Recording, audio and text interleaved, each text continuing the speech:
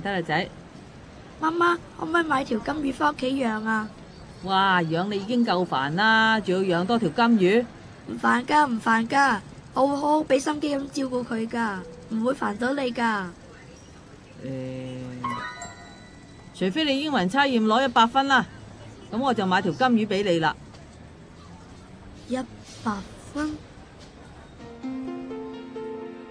嗯。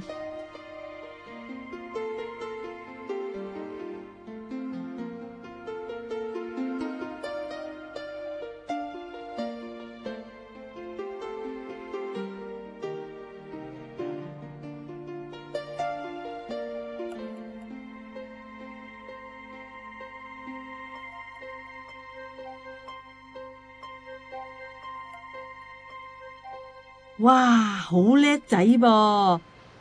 今晚想食咩餸啊？媽媽煮俾你食。我要金魚啊！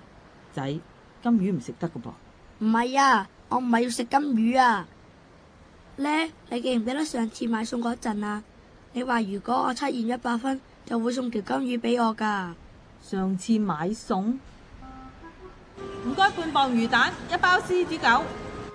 再上一次。喂，唔該，俾多啲葱我啊！再上一次，有冇搞錯啊？俾條反肚魚我嘅，攞個條新鮮啲嚟啦！喂，大家咁多次，邊次啊？咧，經過金魚鋪嗰次啊？嗰次？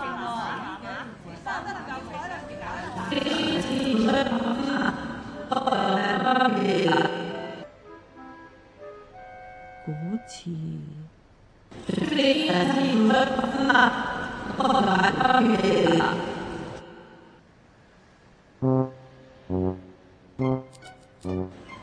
你英文測驗攞100分啦，咁我就買條金魚俾你啦。媽媽，你記唔記得啊？我記得。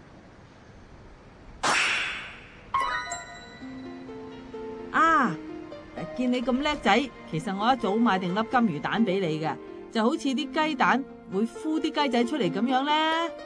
咦？至於孵唔孵得出金魚咧，就要睇下你夠唔夠愛心啦。愛心，我梗有啦。唔知條魚第時出世叫咩名好咧？叫麥小強啊，定係叫麥小兜咧？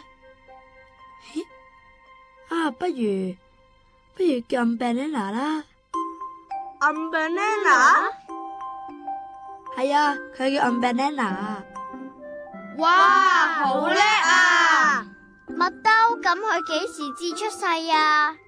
快噶啦，媽媽話俾多啲愛心同關懷，條金魚就會快啲出世噶啦。